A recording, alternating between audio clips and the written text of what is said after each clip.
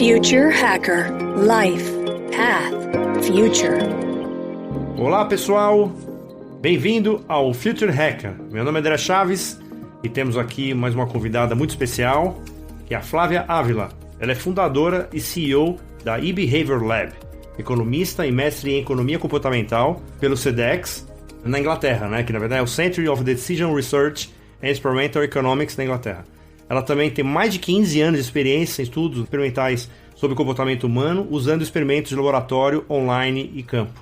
Ela é membro titular do NEC, que é o Núcleo de Estudos Comportamentais da CVM, fundadora do MBA na SPM, e também é co-organizadora do Guia de Economia Comportamental e Experimental do Brasil. Bem-vinda, Flávia, ao Future Hacker. Obrigada, um prazer, André. Prazer é nosso. Flávia, vamos lá. Você que é uma super especialista aí em economia comportamental, né? É uma disciplina relativamente nova, né? Decorrente de incorporação, né, pela economia de desenvolvimentos teóricos e descobertas empíricas, né, no campo da psicologia, da neurociência e outras ciências sociais. Você tem 5 cientistas associados à economia comportamental que receberam o Prêmio Nobel da Economia, né? Então, eu queria que você explicasse um pouco para a nossa audiência o que efetivamente são as teses dessa teoria. Realmente muito pouco conhecida ainda no Brasil, né? Mas já aí um dos hottest topics aí pelo mundo. A ideia de Behavior Economics, da economia comportamental, é estudar mesmo como o ser humano faz escolhas, mas com metodologias mais empíricas, experimentais. A ideia aqui é você entender também os fatores, tanto conscientes da decisão, mas inconscientes, e para isso algumas metodologias, para você pegar a pessoa no momento da ação, e você vê que tendências esse ser humano normal, como todos nós tem, né? Independente se ele tem PhD em um lugar, é um executivo, CEO. Na verdade, essa área ainda traz uma curiosidade, que muitas vezes esses executivos ou pessoas que estão em altos cargos podem até cometer mais erros decisórios, fruto aí dos vieses, que são essas tendências humanas que são estudados pela área. Então, essa área tem ganhado aí grande destaque, tanto na parte de empresas, né? O próprio Uber, por exemplo, tem o Behavior Science Lab, outras grandes também são baseadas aí nesses insights, mas também na área de gestão. Então, como realmente ter times mais efetivos, decisões mais assertivas nas empresas e nos projetos.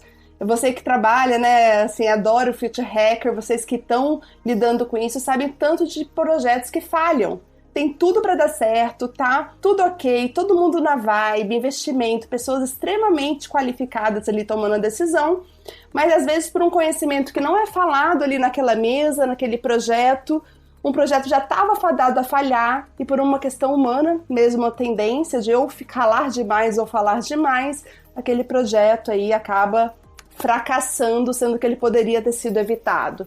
A ideia aí de economia comportamental, né, e por que ela tem ganhado tanto espaço, é como a gente realmente toma decisão e como que a gente pode usar essa era de Big Data, de dados, para fazer as perguntas certas sobre comportamento humano que levam a pessoa a falar sim ou não, direita, esquerda.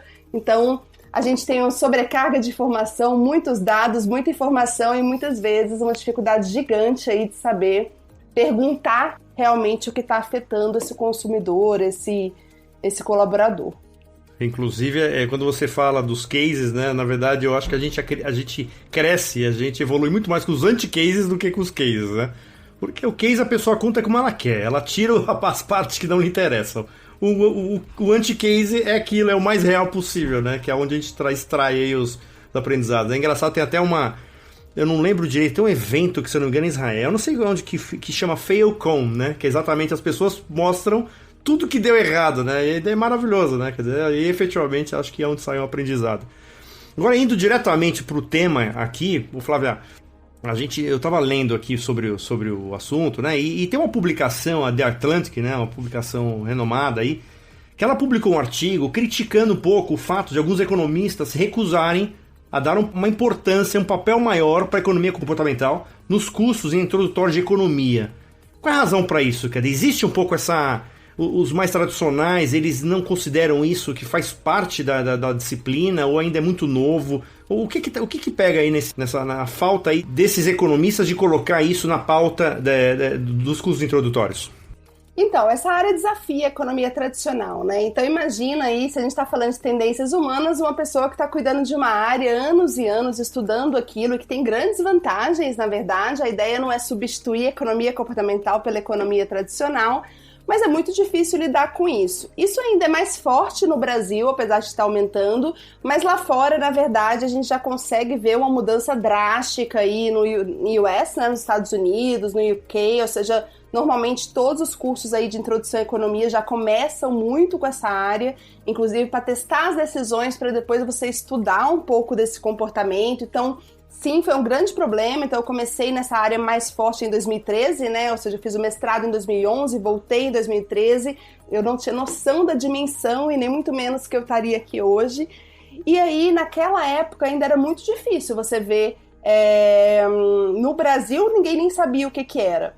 Mas o que acontece agora? Os cursos, a gente teve os vários Nobéis que você falou aí, né, então a gente teve em 2002, em 2013 mesmo, a gente teve Robert Shiller aí, de Yale, né, de finanças comportamentais. Em 2017 a gente teve aí o Nobel para o pai dessa área. Então ele tem um livro muito legal que chama Misbehaving, que conta bastidores da economia comportamental. Então, quanto foi difícil realmente você contrastar ali, ele é da University of Chicago, né, essas escolas aí normais. Mas eu ia te falar uma coisa que não é só os economistas. Em todas as áreas, porque muito de comportamento humano é estudado em marketing, na área de business, na área de digital, na área de futuro, né? Então, assim, esse preconceito, tipo, a ideia é tipo, será que isso não é blá ou alguma coisa, tipo, só um nome bonito para algo que a gente já faz há muito tempo? Então, essa é uma discussão que a gente está, então eu venho, né, de marketing, finanças, da área privada, há muito tempo muito forte. Então, eu diria que o preconceito não é só da economia tradicional, que já está sendo muito quebrado, viu? Esse Nobel aí em 2017 foi divisor de águas, não só lá fora, aqui também. E também a ideia de que, na verdade, essas barreiras você encontra em todos os corpos executivos, nas startups, então, nas palestras que a gente dá, ou quando a gente vai, né, em todos os projetos que a gente toca, é muito comum. Então, acho que não é só da economia, é aquela ideia cética, que é até boa, do tipo, será que tem algo de novo aqui mesmo? Será que dá suco? Acho que vocês estão falando aí de futuro, sabem bem o que é isso, né? Tipo, será que não é mais do mesmo? Então, acho que é bem geral. Não, exatamente. A gente trata, assim, acho que a semana passada a gente fez uma entrevista de tecnologia biomimética, que é mais ou menos igual, né? Assim, a mesma... O pessoal não sabe, é aquele preconceito no início, né? E depois você começa, né, a ganhar espaço. Só que aí vocês têm uma vantagem aí que tem 5 Nobéis aí, né, dentro do currículo aí, né? Agora, entrando exatamente na teoria, Flávia, deixa eu fazer uma pergunta. Você acredita que, assim, não existe uma ação 100% racional? Quer dizer, assim, ela sempre tem um blended com alguma coisa que, teoricamente, intuitivo ou inconsciente? Quer dizer, assim, não existe uma decisão 100% racional? Não, acredito que não, mas também não sei até onde que isso é ruim, ou seja, as pessoas têm aquela ideia, tipo, não é racional, é algo ruim, né? Então, se a gente fosse parar para cada decisão nossa, você vai sair de casa, vai colocar uma roupa, vai chover ou não vai chover, para pensar racionalmente, a gente nunca sairia de casa. Então, na verdade, o nosso cérebro, né, o nosso corpo tem alguns mecanismos que ajudam a gente a tomar decisões aí mais rápido, né, de forma mais inteligente, mas por isso que é tão importante cada vez mais a gente estudar, porque se a gente consegue entender que tem esses tricks, né, esses gatilhos, a gente pelo menos consiga segurar aí os que são, não vão trazer, né, benefício nenhum pra gente, na verdade pode causar bastante mal. Né? E você falou a questão de ter os Nobéis, na verdade. O Nobel, ele não é o ponto principal do alcance dessa área. O que acontece? Ela faz estudos experimentais. Então, se você faz um bom estudo experimental, que é você colocar, por exemplo, uma pessoa frente a uma decisão, outra frente a outra, com diferentes intervenções. Por exemplo, um livro que eu gosto muito, que tem aqui, que recomendo muito, é The Power of Experiments. Eu usava esse case do Booking há muito tempo, antes desse livro existir, ele mostra aí que 2.000 experimentos acontecendo por dia ali no Booking o tempo todo. O que são os experimentos? Se você desenha bem, você sabe dizer que tendência humana ali gerou aquele comportamento que foi melhor. Então, algumas intervenções, elas geram milhões em um mês. A gente já tem um projeto que gerou alguns milhões em um mês com uma intervenção comportamental. O Nobel, ele, é legal para pesquisa, é legal quem não sabe, né, tanto assim. Mas o que tem virado o jogo mesmo nas organizações, aí eu tô falando, né, também Amazon, tudo lá fora, realmente são os resultados. Então, quando você vê esses gatilhos, faz uma ação baseada e gera, né, move o número, é isso aí que cada vez fica mais forte. Acho que também, eu falei da mosquinha, né, de se apaixonar, eu acho que é o que apaixona a gente, né? Então, quem é praticante é isso. É você mexer ali e você falar, caramba, isso foi muito mais forte do que qualquer outro tipo de intervenção financeira que eu poderia fazer, entendeu? Flávia, quando eu estava estudando o seu tema, eu achei vários artigos dentro de páginas de site de coaches, né? Esses coaches da moda, trazendo milhares de pessoas, etc.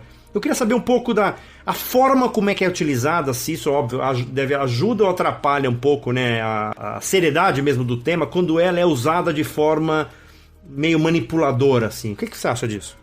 Então, essa área, né, não é uma teoria em si, ela é um campo de pesquisa. E o que acontece? Esse campo de pesquisa tem várias nuances, mas até a parte de coach, ou seja, é muito usado, às vezes quem não conhece tanto, confunde muito com neurolinguística, né? Aqueles gatilhos, aquele empreendedor de palco, aquele coach ali, que ele tá usando questões de comportamento humano, igual o marketing digital usa hoje, mas não quer dizer que tá baseado numa ciência. Né? Então, o que acontece? Nessa área tem uma preocupação, inclusive tem artigos bem parrudos, assim, Ethics of Nudging.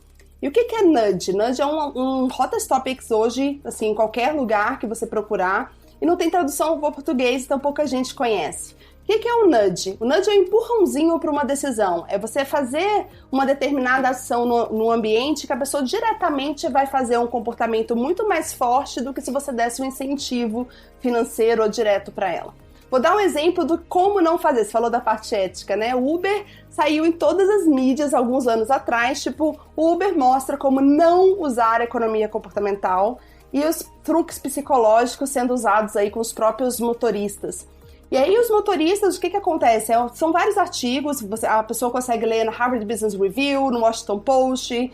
É tão forte, essa ciência é tão forte que mesmo depois de todos esses artigos, o Uber ainda tem o Behavior Science Lab dentro. Então, assim, depois de todo o problema em mídia negativa, ele compra a briga e continua com um lab só disso na área.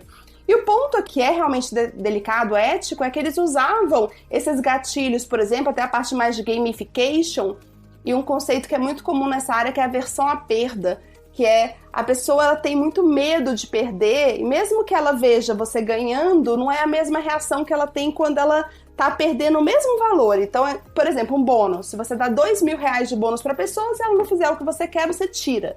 É muito mais dolorido, né? Tem um impacto muito maior do que você no final, se ela fizer o que você quer, dar R$2.000. Como é que o Uber usava isso? O Uber colocava que quando ele estava fazendo as corridas, ele via ali crescendo. Fiz uma corrida, ganhei R$10, $10, ele vê gamification. Mas quando ele parava o carro, ele mostrava todas as corridas que o cara estava perdendo. E mais que isso, ele mostrava da região. Então quer dizer que o motorista ele não estava perdendo 100 corridas. Mas tudo o que estava acontecendo naquela região, ele via só descendo. 100, 200, está perdendo todo esse dinheiro. E quando a pessoa vê aquilo ali na tela, que ela tá perdendo todo aquele dinheiro, que não é verdade, o que ela faz? Ela trabalha mais de 8 horas, mais de 10 horas e por aí vai. Teve uma discussão recente no Clubhouse aí, trazendo pessoas também da Inglaterra, dos Estados Unidos e tudo mais, falando um pouco sobre essa parte de ter áreas internas já sobre isso, praticamente todas as grandes empresas dos Estados Unidos.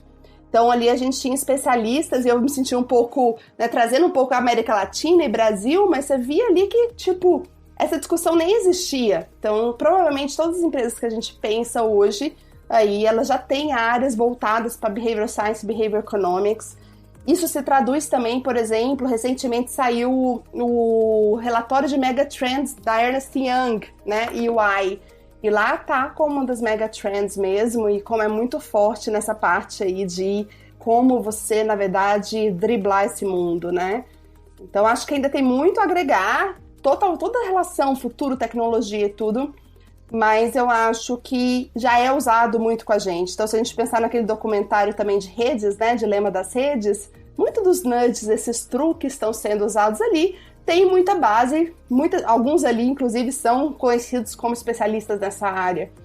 a linha é muito tênue mesmo sobre como você vai usar pro bem e pro mal. Acho que a gente acredita, e eu falo até como grupo, que, cara, se todo mundo tá usando pra mal, que a gente... Primeiro tem a questão de sustentabilidade, né, de futuro. Ou seja, se você ficar fazendo mal pro seu consumidor, você vai perder ele, e hoje em dia dá pra ser ganha-ganha, né? Então você não precisa fazer mal pra você conseguir o que você quer.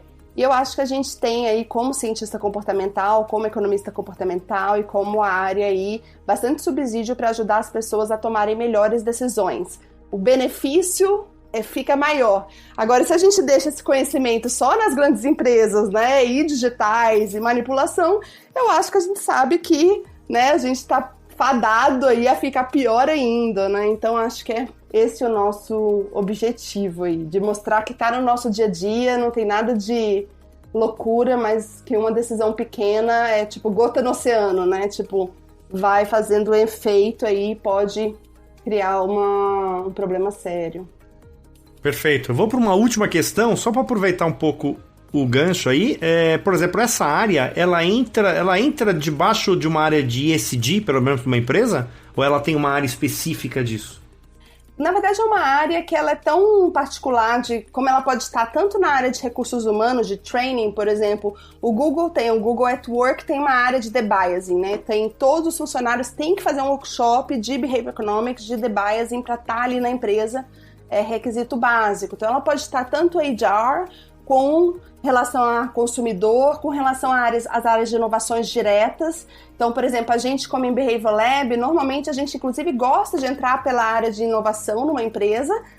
Tem uma frase que eu falo que a economia comportamental, ela não é nada, sem ciência, dados e muita humildade. Porque, na verdade, e esse muita humildade é no sentido de que esses comportamentos são tão complexos, a gente precisa tanto de parceiros que entendem do assunto. Então não é um economista comportamental que chega de fora, olha, esse gatilho, não. São áreas que você tem que co-criar. Então não existe essa história de chegou ali, tem silver bullet, né, bala de prata e tudo mais. Então você entra na empresa normalmente para dar um suporte para a criação de um lab, para a criação de alguns projetos que eles tocam depois. Eu acho que é por isso que tem essa questão de criar em áreas depois. Porque aí junta Data Science, Customer Experience, experiência, essa era de experiência, tudo junto. Não existe... E uma coisa que a gente acredita também é que realmente tem que ser ver, é comportamento humano, né? Tem um cliente que está criando laboratório de experiências. Eu acho que assim, é a era da experiência que a gente está vivendo, além da era digital, né? Pelo menos a minha perspectiva e a nossa é que não importa o nome, né? Mas o que você está fazendo ali é estudar o comportamento humano, que eu tenho mais novo na ciência, e basear em dados. Eu acho que são esses tópicos que são bem fundamentais, assim, para não desviar do propósito da área. Uma plena invasão das exatas não humanas. Exatamente. Não desqualificando, né? Eu acho que essa questão muito, muito boa, André. Que, tipo, normalmente, às vezes, vem uma campanha de comunicação e se joga para marketing. Ou você vai... O Rory Sutherland, que é um publicitário, ele disse que Behavior Economics é o maior caso de rebranding, o de mais sucesso no mundo, porque depois que chamou Behavior Economics, subia, né, para diretores, presidentes, executivos, uma coisa que ficava ou em RH ou na área de comunicação. E aí isso só aconteceu, como eu te falei, porque eles viram que o ponto girava ali, né? Então, assim, se você não mostra com dados, isso não sobe, isso fica como frufru, né? E muito diferente não, né? Eu acho que eles começam a ver que, calma aí, isso aí não é coisa para uma área específica, isso aí é bem mais estratégico do que a gente imaginava. Então, acho que isso aconteceu. Pessoal, estamos aqui chegando ao final do primeiro bloco, um papo ótimo aqui com a Flávia Ávila. Logo mais, pessoal, o segundo bloco aqui da entrevista. Até mais! Future Hacker. Life. Path. Future.